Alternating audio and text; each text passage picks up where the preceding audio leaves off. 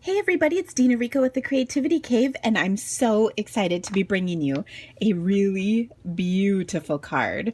And it's so simple, which makes it all the more awesome.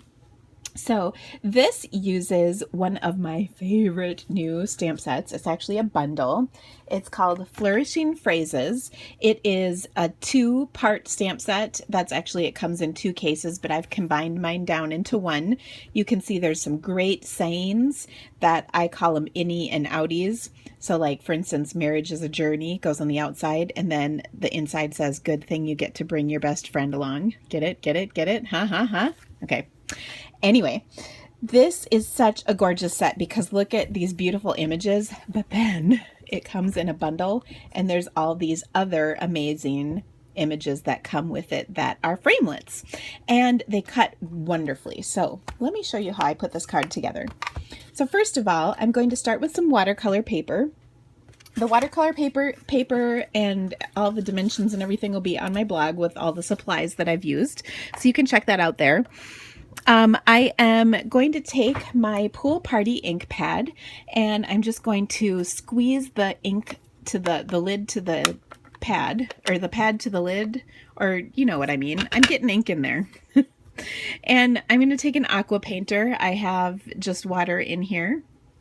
This is one of my favorite tools for coloring. And I love the look of this. I'm just getting some water going because it was dry. So I'll pick up the color in the lid of my ink pad, and then I'm just going to color it on like so. Not doing anything special, just getting that color on so it's nice and pretty. Okay, I'm going to let that dry. Actually, I'm going to put just a teeny bit more color on there. If you want a darker shade, just keep adding color. If you want a lighter shade, you can put water over it and literally pick out the color. Now, whenever I watercolor, I like to use a little thing. This is a burp rag from when I had babies. It has been not used for burping purposes in some time, as my youngest is 10. But anyway, this is a great way to clean out the color from my brush. So now that my brush is all clean. Okay, and then what I did was I embossed the background paper. This is using one of our new embossing folders. You can see the front, you can have it either way where it creates ridges or concaves, but I think it's really pretty, and I think it looks really great with this stamp set. So I did that, and then I actually took my Swink of Stella, and I colored in just a few of the little leaves, and I thought it looked really cool. So I did that on the background of this, and you can see I only did ones along the edge. Of course, the ones that are covered up I left blank, but it was really easy to do just a few here and there. I tested it out on this scrap piece to make sure it wasn't going to look stupid. And it didn't. I think it looks cool. All right, so then back to my card. I also took... This is the other framelit from the stamp set that I didn't show because it was right here. And I used my layer of cardstock. This is going to line my watercolor paper. I used that piece, and it's going to be covered up, but the inside I can use for cutting out this framelit. And I'm just going to use my brush against here. That gets all those little pieces out. You can see they're already kind of coming out. So that when I'm done, there's hardly anything left. Just got those last couple little bits out. And I think that's amazing because this is such an intricate die. So that looks fantastic. I love that. And then I will just take this leftover part. And of course, I will cover that up, and no one will be the wiser. So I think that's sort of clever. Okay, now the last thing that I'm going to do is embellish this just a little bit. So I'm going to dry this with my heat tool just so that it's really dry, and I'll be right back. Okay, so I used my heat tool just to dry off my watercolor paper. I find things stick far better to a dry piece of watercolor paper than a wet one. That is my own personal experience talking, folks. Now I'm going to put a strip of fast fuse on here where I will eventually have my leaf. But before I do that, I'm going to add some silver metallic thread to that. And I'm just going to wrap this around between 3 and 4 fingers. So I'm doing a couple on the 3 fingers and a couple on the 4 fingers. And then I get sort of different lengths of loops. And then I'm going to, ooh, sorry, I didn't mean to bump my camera there, sorry. Then I'm going to place this on here, and the ends stick to that fast fuse to hold the little metallic thread in place so that it doesn't go anywhere on you. So that's kind of fun.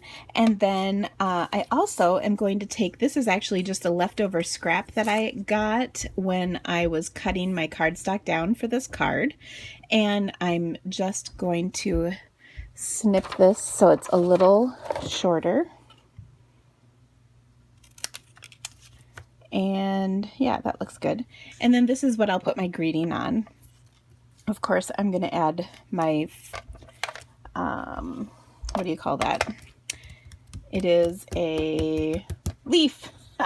How's that for an answer? Now I have, this is, you're going to laugh, this is actually tape from a priority envelope that I just mailed today, but I put adhesive on the back of this, and I thought, you know, I better stamp first to make sure I don't mess up before I commit to adhering it to my card. So how do you like that? Now on here you can see there's a whole bunch of different sayings that will fit on here. I kind of wonder if this with sympathy will fit, because I think this would be a great sympathy card. And I think it's also lovely to have sympathy options. Ooh, that's a tight fit. I think I might stick with my skinnier one, which is the hello. I wonder. Maybe. Let me try just a note. That looks a little skinnier. Ooh, I think I can fit that. I'm going to go with that. It's a little safer, but if I really wanted that sympathy, I could go with a slightly thicker piece of cardstock, but because I just happen to have that laying around left over from trimming my cardstock, I wanted to go with it. Now here is where your butt needs to be out so you can get right on there. Oh, not half bad. So there we go. Now I can commit to placing this onto my card. Do you ever feel the anxiety of that decision? It's a big one. I mean, now I stuck this over because I didn't feel really good about how I cut that, and now I think it's really nice and straight. These are just, it just depends on how anal you want to be about this.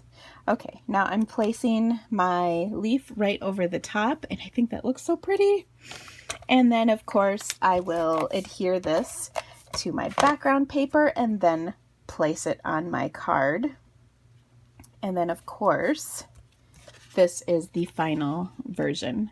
So anyway, I hope you enjoyed this video. All the details with pictures of this will be on my blog. The link is in the description of this video, so please check it out. I also have some more information like the dimensions, and then of course links to my online store and all of the supplies that I used. And of course I would so appreciate it if you ordered through my online store. Thank you so much for joining me today. I look forward to stamping with you again really soon. Bye guys!